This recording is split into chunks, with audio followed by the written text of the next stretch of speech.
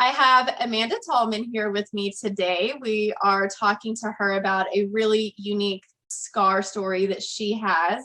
So I want to kick it off by giving Amanda an opportunity to talk about her military service. So I'll hand it off to you, Amanda. Yeah, absolutely. Thank you so much. I joined the Army. I actually swore in September 11th, 2007. Oh my gosh. Yeah. Wow. And then I ended up going to boot camp September 17th. So pretty shortly after, I was a military police for my enlisted time, and I served enlisted for about 5 years. I deployed to Afghanistan for 15 months, almost 16 months, in 2008 to 2009.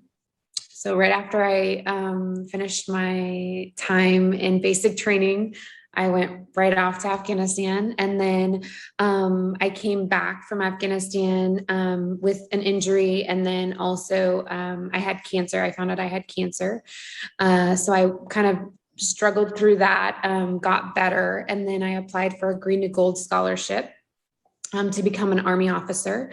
I received that after much work. They didn't want to give me the scholarship because I had had cancer so recently, and they were afraid it might come back. But I ended up being able to become an officer. I did Green and Gold, and then I went military intelligence in the reserves, in the Army reserves. And then I did about 3 years there. And my original injury that I had in Afghanistan on my colon ended up just at that point, they medically retired me. And so I couldn't continue on anymore. So I did about 10 years total, active and reserve time. And then I retired in July of 2018. Wow. And how old were you when you joined the Army? I was 19 years old when I joined. And yeah, pretty young. Wow. I like to put it into perspective for people who are watching these interviews to see how young we are when we join. It's not like you're having 30s and 40-year-old people join the military. We are kids still growing up and joining an adult situation. Yeah, absolutely. What encouraged you to join the military? Yeah, I would say too, with the young thing, like I couldn't even drink alcohol, but I could be deployed to war. Right. That was like a perspective thing for me. Like, how can the government feel like I can go off to war and fight a war, but I can't even have a glass of wine? But me and my grandpa always laughed about that. Yes. Why did I join the military? So I came from a situation, I grew up kind of in the Detroit, Michigan area, and I was really, really struggling. The economy in Detroit was not good in 2006 and 2007. I had been dating a guy and just a really bad situation. And I was trying to do better for myself. No one in my immediate family had a degree or anything. And I really, I told myself I wanted to get my education. Like I love learning. I really, really love learning. And I kept hitting different roadblocks, and I'd made some really, really bad choices. And to get out of those choices, really to escape that trauma that I had experienced, I joined the military because I really had no other option. The fitness center I was working at was closing down. I had no way of making any income except for if I did like fast food and stuff, but I couldn't, I would have to work so many hours and go to school. And I just didn't think I would be able to manage that and be able to keep my grades up. So I ended up dropping out of college and then joining the military. Wow. Wow. Well, thank you for sharing that bit of history with us. I think that'll be really important to the next part, which is talking about the scar from your military service. So can you tell us a little bit about the history of this scar, what it means to you, and how it occurred? Yeah, absolutely. So the scar I'm talking about today is from my ostomy bag. It actually started on deployment. I was a Mark 19 gunner, and it's like a 77-pound weapon. It's a two-man carry technically, but I didn't want to be a wimp. And so I would carry that weapon by myself. And I was probably like 135 pounds, maybe 130 pounds at the time. So it was pretty much half my weight.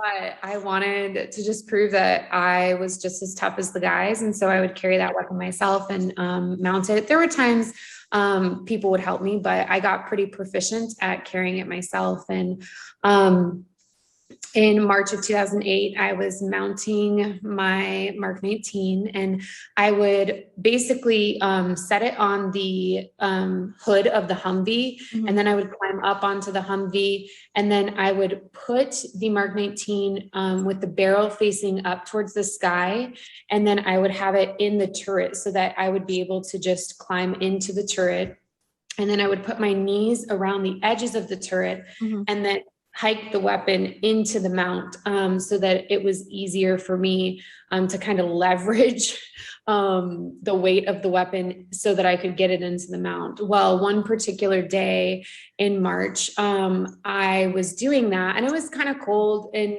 where we were in Afghanistan, it snowed. And this time, I think there was like ice. And I ended up having my knees it was kind of slippery, and my knees were around the turret to kind of give myself some leverage, and my knee slipped and I fell, and but I fell backwards, and there's metal hinges on the turret that kind of lift the lid to the turret up, and those hinges are pretty thick. And what happened was I fell right where my anus is. And then the weapon fell on top of me.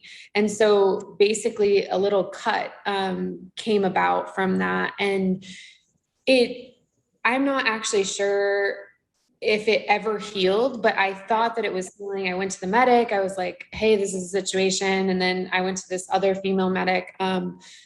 We didn't think it was that bad. And there weren't a ton of females in my unit, and they needed females to do different missions and stuff. And so I just continued to complete the mission. So I didn't get any other care except for like some bacitracin for that.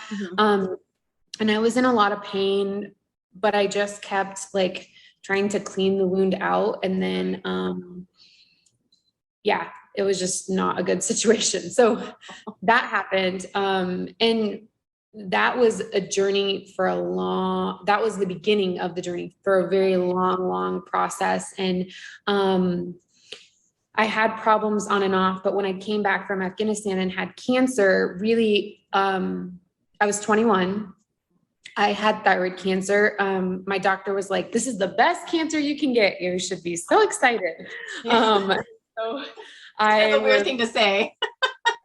But I was like, okay, I'm like, I'm probably toxic positivity. I have some of that sometimes. Like, yeah, absolutely. Like, this is great. Like, okay, I'm so glad this is the kind of cancer that I have. And so the problem with thyroid cancer is when you get your thyroid removed and you have radiation, you basically become extremely hypothyroidism. When that happened, I started having bowel issues. Obviously, like when everything slows down, you become extremely constipated. When I was in Bagram coming back, I was saying, hey, like I'm still in pain. Like this is going on. I don't really know what happened with the cut. And at that point, there was like a lump that had kind of grown over near my colon, well, near my anus, I guess, because it's on the outside. But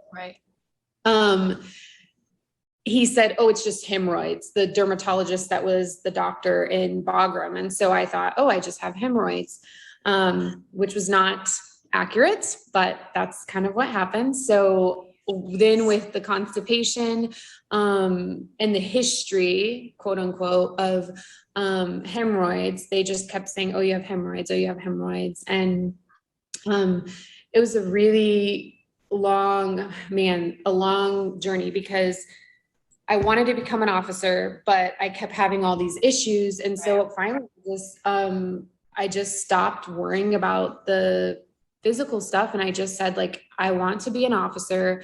I'm going to do everything that I can to do that. And so I was in pain, but I just pretended like I wasn't. And I just kept moving forward with what I wanted to do. And I had the doctors sign off that I was fine. And it wasn't that I wasn't fine. I could do things physically, but there was going to be pain if I did. Yeah. And so then, when I was in ROTC, I was having problems, and then I ended up getting pregnant with my son. And during that time, when I got pregnant, I started having even more problems. And I was in a really small town in Nebraska, and I had such a great doctor. She was so good. And had I been able to tell her like about the original injury, she probably would have given me a C-section. But I didn't know the extent of it. And I was so young. I was 21 when, well, it was right before my 21st birthday. It was like March 6th, when all that stuff happened. And so I didn't really think anything of it. And, when I gave birth to my son, it was 2004. I was, I think 26. So it had been, years at that point, and I didn't really think like, oh, I'm going to have problems giving birth. And so my birth was pretty standard.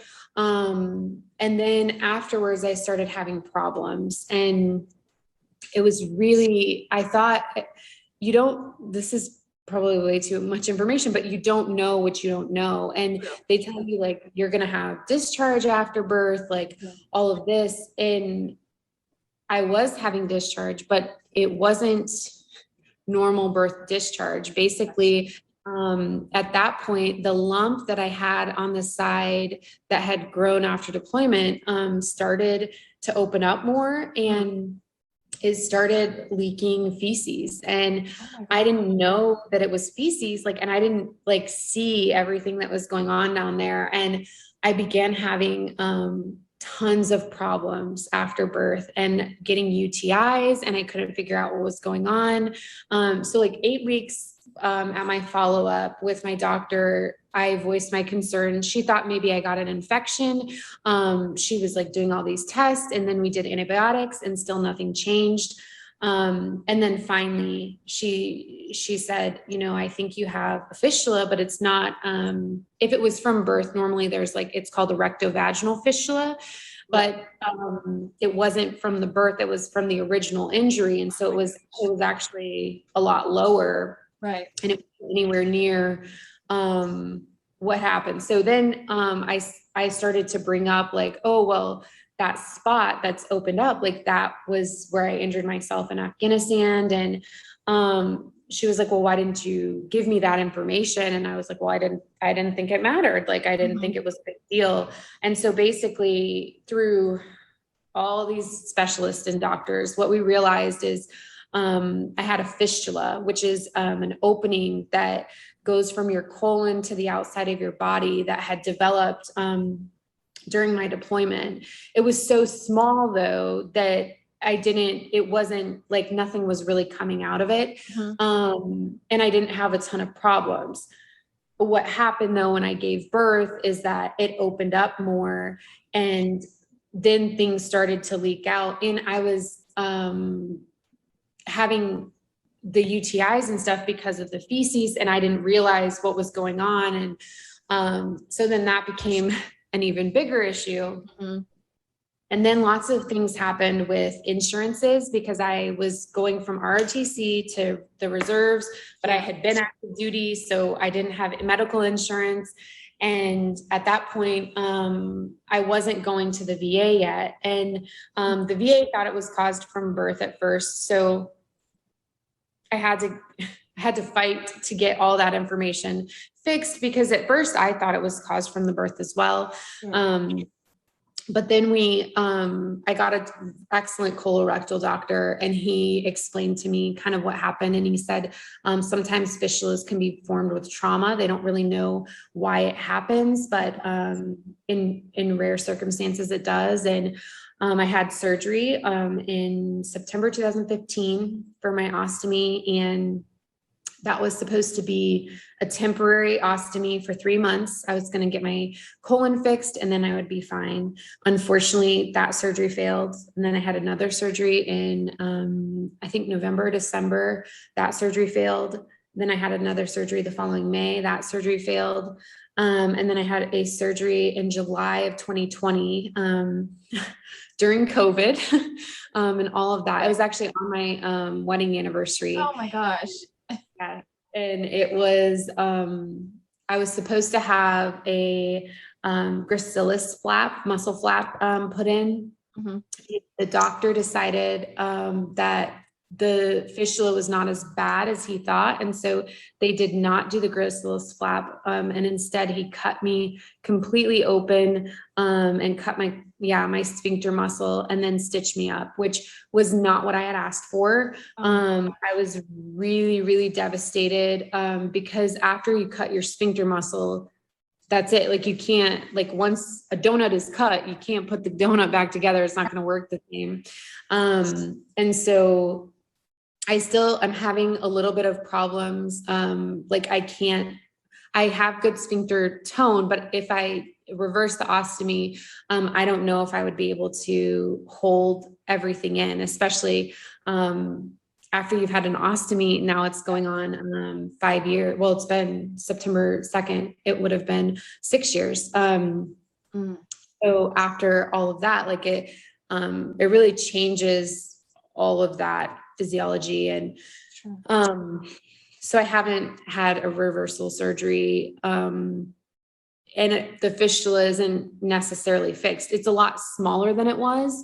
But we don't know if we switch the ostomy, if it would stay, if it would hold, or if it would kind of collapse and then I'd get another fistula. So right now I'm in kind of a weird predicament because all the doctors I went to, they all thought they could heal me. None of them have healed me. I still have a temporary ostomy, which is an ileostomy, which comes out at my ileum, which means I don't absorb as much nutrients and water.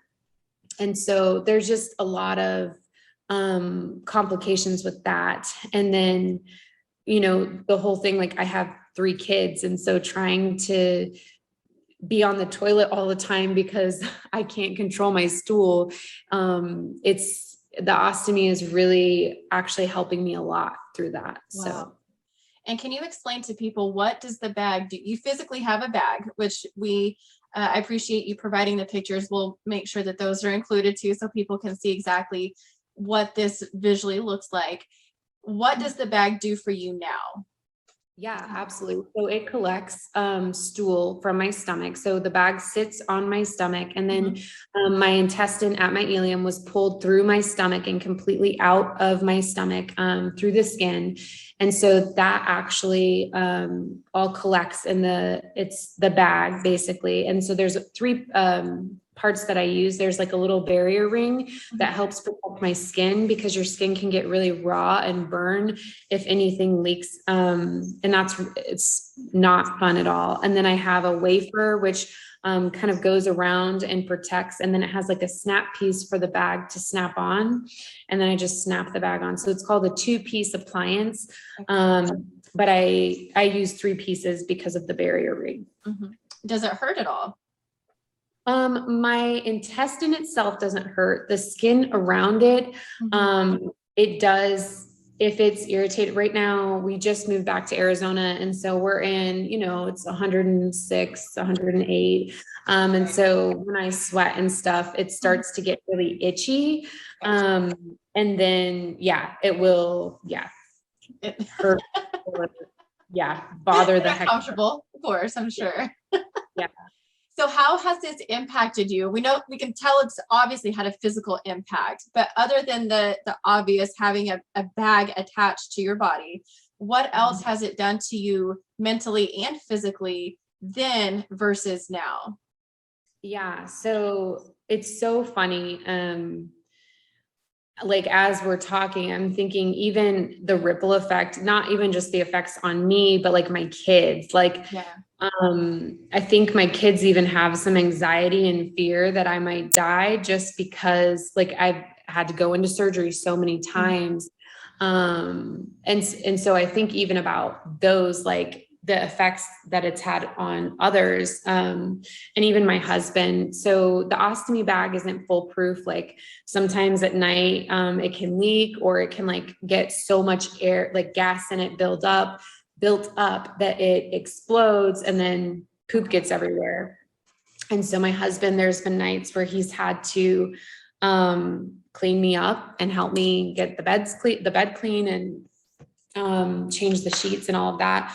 So there's, situations like that. One time, I was at a 7-Eleven and I went to shut the door and my car door, and my bag got caught and slammed into the door and ripped off. And I had not brought in an extra bag. I did not bring an extra bag, and I was by myself, and I had to ask this stranger that I didn't know for him to grab paper towels for me because I had nothing. And I was just sitting and poop was just leaking into my hands. And I didn't cry. Surprisingly, I think adrenaline like just stopped me from crying.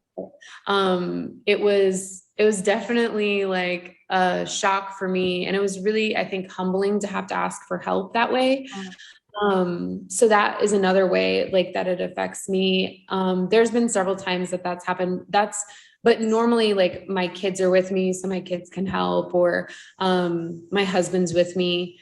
So there's those ways. And then also the bag sometimes leaks on my clothes. And so there's a cost not only for the bags and the supplies, but also to buy new clothes, because now I've stained clothes. So typically I've started wearing like darker colored shirts because they don't really stain, and those types of things. My sheets, I just buy all black sheets now, or like dark gray, because I ruin everything that is light colored. So it's changed even like the things that I like for like my bedroom design, how I set up my bedroom, or the clothes that I wear. And then the way that I wear them as well. Like I can't wear low cut jeans anymore. Not that that's in style. Thank you. It's not. Right. Mom jeans are in style right now. So that's been I'm like, yes. But it's changed my style as well. And I think the biggest thing is the psychological effects. I had been doing pretty well. Well, it's not even just the ostomy, but like I've had so many surgeries on my, lady part areas. Like it just looks different. It doesn't look how I want it to. And so I think that makes me feel really insecure when I'm with my husband and we're trying to be intimate. I think those things run through my mind. And I think I struggle with feeling good enough for him, especially like everything that he's done for me, and feeling beautiful or confident. I think that's affected our marriage so much. It's not anything that he's done. Like, it's just how I feel. And I can't always get past that. I think I would love to have freedom in our relationship, but it's something that I've just felt a lot of shame around. And it's not even necessarily the bag. Like being intimate with a bag is fine. There's just extra noise, which it's whatever. The plastic goes swish, swish, swish. So that's not terrible, but I think it's like the physical, like how I look. And that it makes it difficult. And one of my friends, she's so sweet and I love her, and she's actually a doctor. So it makes it easier to be her friend. But I had visited her and she was like talking to this guy. Well, my ostomy bag had come up and he just like reached out to her and he's like asking her these questions like, well, did she have that when they got married? And if she would have, if that would have happened to me, I would have divorced her. Like I wouldn't have stayed with someone like that. That's disgusting. And a lot of people have this stigma of like, everybody always asks me, oh, are you going to have surgery for that? Are you going to get it taken down? And it's always, and I love all the well-meaning people at my church and people that I meet, and they're like, well, we're going to pray for healing. We're going to pray for healing. And, I appreciate those things, but I think the biggest thing for me is like, it's actually helped me to have the ostomy. And so when people, they almost treat me like something is wrong with me. I'm less than. And so because I have this ostomy, like I have to get better. I have to be okay. Or, their definition of healthy. Like it can't be, it's not okay for me to live with my ostomy bag. And I've had that happen with the situation of like people shaming people with ostomy bags, or making even microaggressive comments about it. I was at a Chick-fil-A one time, and I'm so grateful I was there, because my daughter was like 3 months old, and this girl who was working at Chick-fil-A was sitting down with this gentleman, and this gentleman kept telling her, well, I don't think you should go through with this surgery, and this is going to be so bad. You probably won't be able to have kids, like saying all these things to her. And he finally said, well, my nephew has an ostomy and his life is terrible. And I looked over and I could not believe that's what they were talking about. And so I got up and I went over and I said, sir, you have no idea what you're talking about. I said, if this young woman needs an ostomy, I said, then she should get one, because it saved my life. And then I said, it has not made me so I can't have a child. I had my daughter when I had my ostomy. I had a healthy pregnancy. I had a super smooth birth, and I gave birth vaginally, which no one thought was going to be possible. But because I had such an excellent doctor who worked with my colorectal surgeon, it was possible. And there are some amazing doctors out there. So just even that stigma, because his nephew had an ostomy, he knew what it was going to be like for her. And that's just not the truth. Like, different people have different experiences, and yes, it's hard to adjust to. But my life isn't terrible. Like, my life isn't, the ostomy actually is helping me versus hindering me. There are a lot of other things in my life that, hinder me, and my mental health is one of them, but not the ostomy bag. That's amazing. I think a lot of people misunderstand that you are not your ostomy bag. Your ostomy bag is a part of you in your daily living, but by no means, and I can say this for a fact, has it ever changed the quality of person that you are. You have always been such an amazing, strong, courageous person to me. And I knew you already with this bag. And so whenever I first met you, just to give people a little bit of context, I was so nosy, and you were so you were so sweet, because I was like, Amanda, let me see. Can I see your bag? And you were so open, because I wanted to just get to know you. I wanted to understand, okay, let's cut through the chase. Tell me about you. And that's how I've always been. I'm like, okay, I want to be able to help educate, normalize this for somebody else. And so I appreciate you just whenever 2017. Yeah. Whenever I was just so nosy, and I just, I wanted to learn all about it from you. So tell me a little bit about how the journey has been because of this scar, and how you have healed from it physically and mentally. Yeah, absolutely. I think, some people would say, like, I'm not healed because it's literally an open wound. Like, I see a wound care nurse.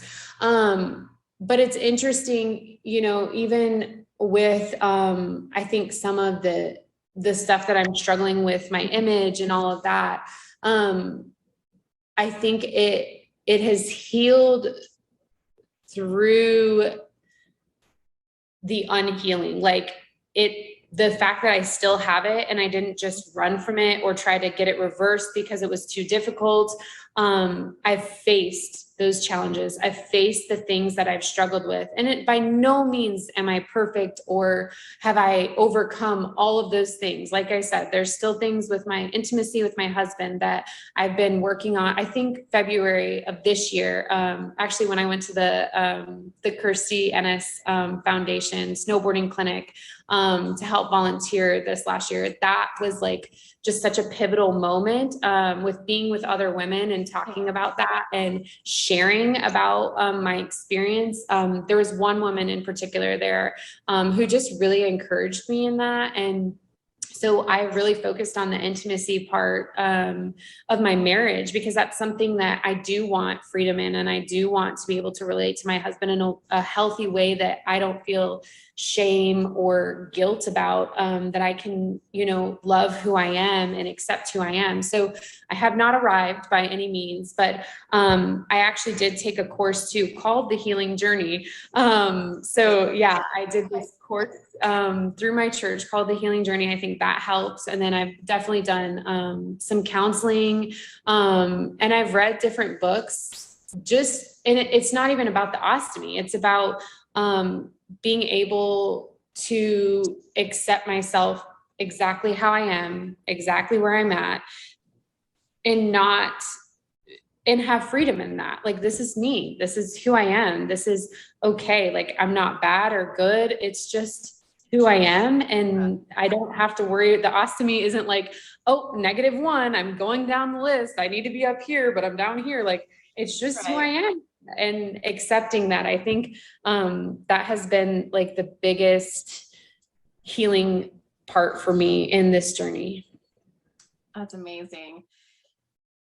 Well, I don't even know how to put it into context, into words, just the struggles that you have expressed to me even before this interview, and what you have talked about now, and how these are going to really help somebody else who maybe they're going through something similar. They're trying to make this life-changing decision, and it is a big decision to make, to have this surgery or not, or for somebody else who knows somebody who's going through this. And the fact that you were there at that Chick-fil-A that day, at that moment, to help somebody else understand that it is not the end of your life by having something that is going to help you. It may be a new way to adjust to life, but it is not the end of your life. You are still thriving and you're doing amazing. And somebody is going to take this and grow from it. And only somebody like you could really put that into words, and also talk about these really personal challenges, especially because intimacy, I'm sure a lot of people were thinking, how does this affect a marriage or a relationship? How has Philip adjusted to it? Yeah, absolutely. I think my husband is so sweet. Like, there's been hard times. I think the biggest challenge when it first happened was figuring out the roles of caretaker and client, but then also like we're still husband and wife. Like, right. What is like, this last year, we actually, I was having a lot of like just struggles with my ostomy bag, and I was doing my internship. Mm-hmm. And so we ended up getting a caregiver to come into the home to help me.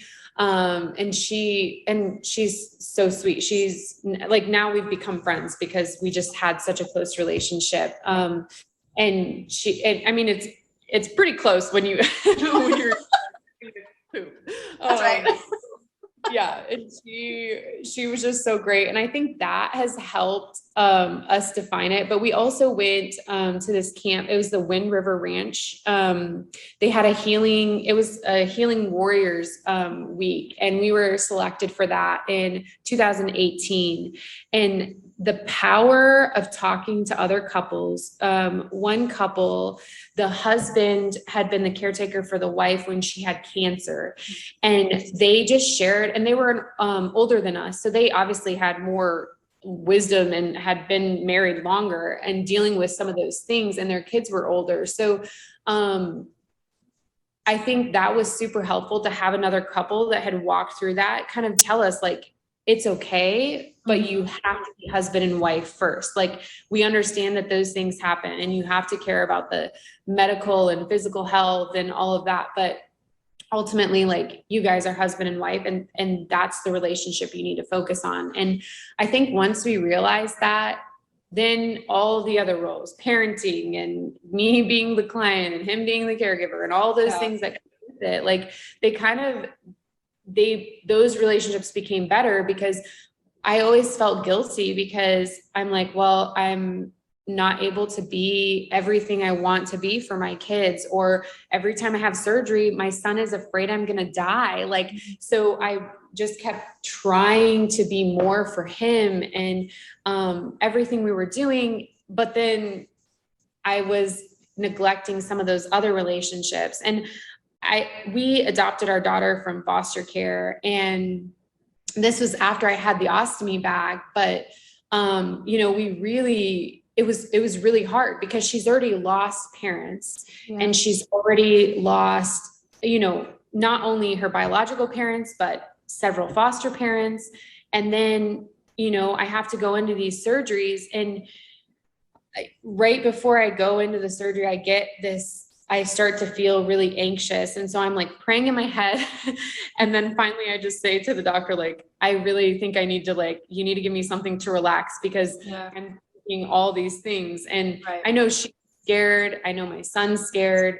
And they don't know everything that I'm thinking, but in my mind, it makes me scared too. Like, I would feel terrible if we go through all, adopted our daughter and then she loses another parent, and then, leaving my husband with 3 kids and all those things. So there's a piece of it that isn't even it's just another level of things. And I've been grateful just to remember that, yeah, we are all going to die. And this is just, another day that we get to live. And so to be grateful for that, and to remind my kids, I'm not going to live forever, but I'm here for you right now. And I love you so much. And no matter what happens today, tomorrow, whenever, that doesn't change my love. And that doesn't change our relationship. That doesn't mean, everything that we've been through, is for nothing. This all means something. So.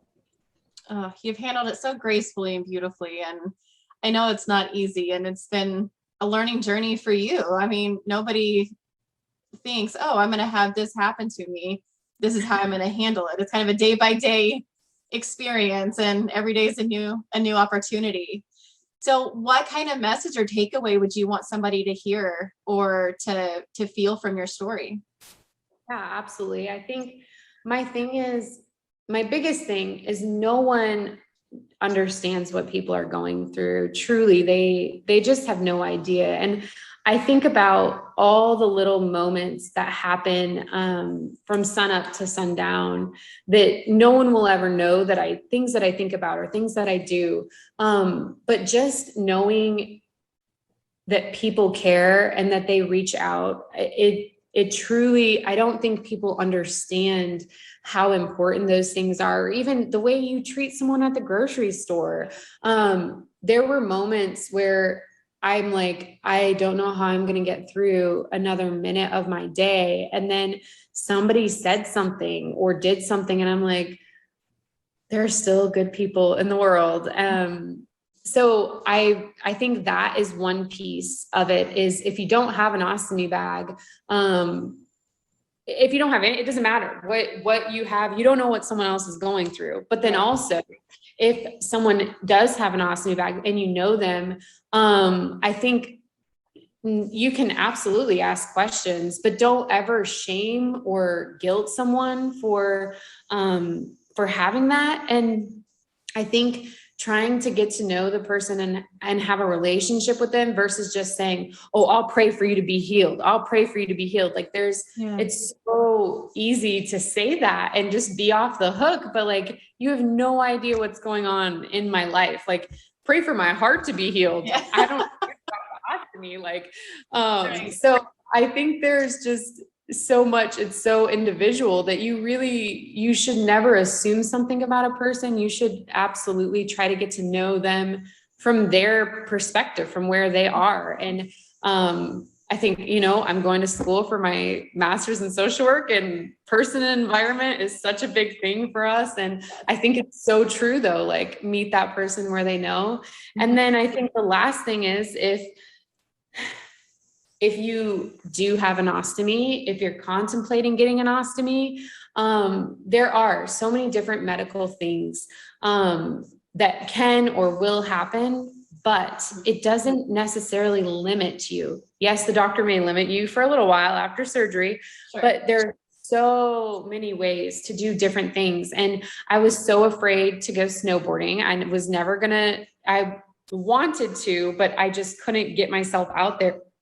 And when the Kirstie Ennis Foundation helped me to do that, it changed my life. I was like, oh my gosh, I realized at that point, I don't want anything to hold me back, even in my marriage. I think was a pivotal point where I said to myself, I think there can be freedom in my marriage where we can truly enjoy one another and not have to feel bad or guilt or shame or whatever. And I want to get there. I'm not there yet. But I can work towards that and have those goals and dreams. And so if there's any kind of medical thing that someone has out there that they feel like is preventing them, man, there are so many resources just to look into, and things that are adaptive to help. And I think that I would just say to Google it, just Google and try to find, an organization that will help you, and to help you learn about those things, because there are so many, and you don't have to be limited. You don't. So what kind of resources would you offer to somebody who maybe already has an ostomy and is still kind of struggling or learning to cope with it, or somebody who is going through the possibility of having one?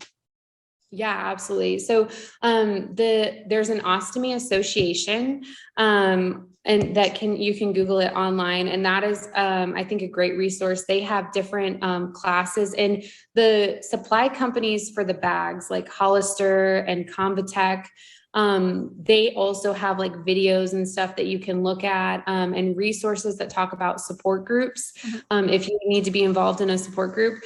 But I would say for me, like other people with ostomies weren't like my biggest source of strength.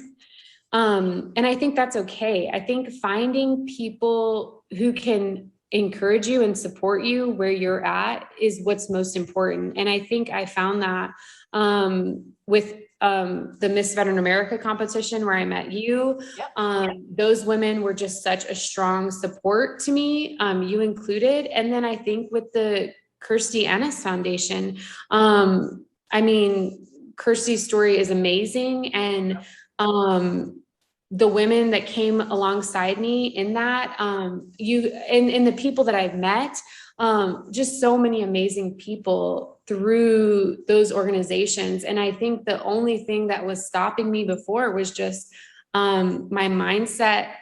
I just didn't think I could. And so I didn't. And then something switched and I thought I could, and then I did. And so sports was really drove me to try something new. Wow. Well, I am so glad that you did do all those things. I'm glad that switch has flipped. And I know it's been a growing process. It doesn't occur overnight. It's something that you're going to constantly, not just you, us in general, people, a general you are going to always be growing and learning and adapting and overcoming. And even though we may not have our own physical ostomy bag, we also have some kind of bag that we have within us that we need to figure out how are we going to cope with this? How are we going to move forward? What are we going to do? It's not going to limit you, but what are you going to do about it? So, well, thank you, Amanda. I really appreciate you sharing your story. It's always, the first time you told it to me, I was fascinated, and that's why I was so nosy at the competition. Yeah, absolutely. Most people are probably not going to come up to somebody and say, "Oh, can I see your bag?" Most people will be like, "No, I do not want to see your bag." So yes. I really appreciate your willingness and acceptance and love. Yes, of course. I knew that you are just an amazing, amazing person. And I have to say too, that you and I both shared that connection with Kirstie Ennis and her story. And I can testament to that too, is just how much she really pushes you to be better and to think outside the box. And it's okay to not be okay, and screw it if one day is better or worse than the other. It doesn't matter. Just keep pressing forward. And it seems like she inspired something in you whenever you went to her clinic, and she definitely did for me too. So I'm glad that we have that shared connection and that community. And community can be from anywhere. And so you have done a wonderful job telling us your story. Is there any last parting words or anything you'd like to share? No, I think that's it. That was great. Thank you so much for the opportunity. I really appreciate it. Yes. And since it's 9/11 is tomorrow, can you tell us where were you at on 9/11? Yes, I was in 8th grade in Miss Spencer's science class when that happened in Detroit, Michigan, well, Romulus, Michigan. Mhm. Um, and I remember just seeing the news broadcast, and I think we all sat in the classroom just in shock. Like it was like a bad movie. Like we just Yeah.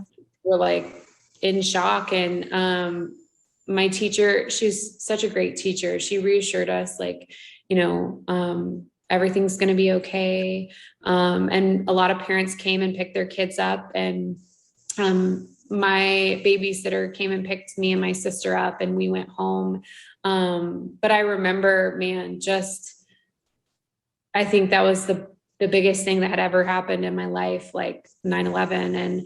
And just having such feeling that heartbreak, watching the people on the ground. I mean, it was just devastating. And since then, I've been able to go to the 9/11 memorial in New York City. And I feel like it's different than some of the other memorials I've gone to, just because I watched it happen. Yeah. So That's amazing. And the fact that you joined on 9/11, were you able to relate those experiences together? How did it impact you once you did join? yeah, absolutely.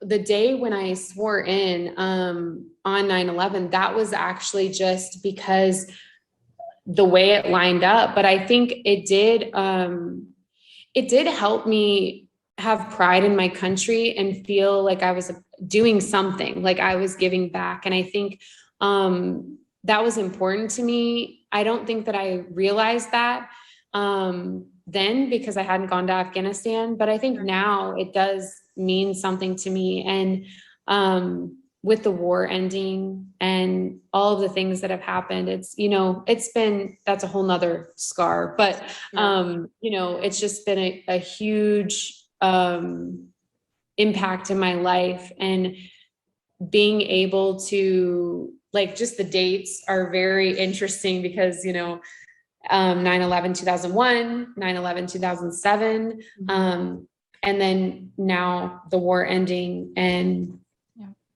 just it tomorrow being 9/11. I think it will it's going to be a different day of remembrance, I think, for all of us. So, and how have you coped with the situation in Afghanistan? How are you feeling? So it's been honestly really difficult. I have an interpreter. I don't have him. He is an interpreter that I worked with in Afghanistan. And him and his wife and his kids are still stuck over there. And he has his visa, it hasn't, I think, been cleared all the way, but he had applied for it in 2017. And he's just waiting to be evacuated. And it's been really hard. I spent a lot of time, like 50 hours, trying to get him out of there, calling congressmen and women. I called the governor of Colorado because I was so desperate. Wow. It was really hard. And at some point I had to say to myself, like, I'm not a savior and I cannot rescue every single person. And so as much as I love this family and I hope, and I not only do I hope, but like I've done everything that I can. I've contacted every organization, personal friends. I've done absolutely everything I can to get him out of there. And there's not much more I can do. And so I just have to trust that he will get out of there. If he dies, I don't know how I will handle it. I would be devastated. And so now I'm just praying that he gets out of there, him and his family get out of there. And I kind of turned it over to one of my other friends who was deployed with me. She had told me about it. And so then I tried to help because I cared, but then it's becoming too much in my own life. And so I honestly, what I did to cope was I got a foreign exchange student because I needed to focus my efforts on someone I could help right now, so that I didn't, I think what would have happened if I didn't do that is I think I would have focused introspectively, and it could have been very challenging to get out of that despair of everything that's going on. And so I focused my energy to something that I can control and someone I can help. And then if there's things that come up that ways I can help, I will. And helping the people that are coming over from Afghanistan, I can do that. But for right now, that's where I'm at. That's what I've done to cope. Where do we even start with this one? That one's such a tough subject. And I was actually talking with friends earlier. It may have been even my therapist, just trying to explain to people the calls that we're getting at work, the feeling I have as a veteran, knowing that, and as a social worker, and figuring out that, people coming to us as we are their last resort to help. There is nothing that we can do. And it makes me feel like a failure that I can't do anything. And I want to so bad. And it just leaves like this open gap, this wound of how is it that we are in a position to be able to try to help people, but we can't do anything at all? So those are some of the feelings that we're struggling with too. And I don't know. That's the answer. We don't know. We don't know what to do. So I'm glad that we have each other to talk to about it. I'm glad that we have our support systems, and whatever we do, we know that our prayers are with the people and with each other. And it just feels like an empty hope, though, so much to say about it, but my heart is with you. I thank you so much for sharing your story, your testimony. And I look forward to sharing this with others. And if there's anything that you need, you always know that you can reach out to me. Thank you. Yes. Thank you so much.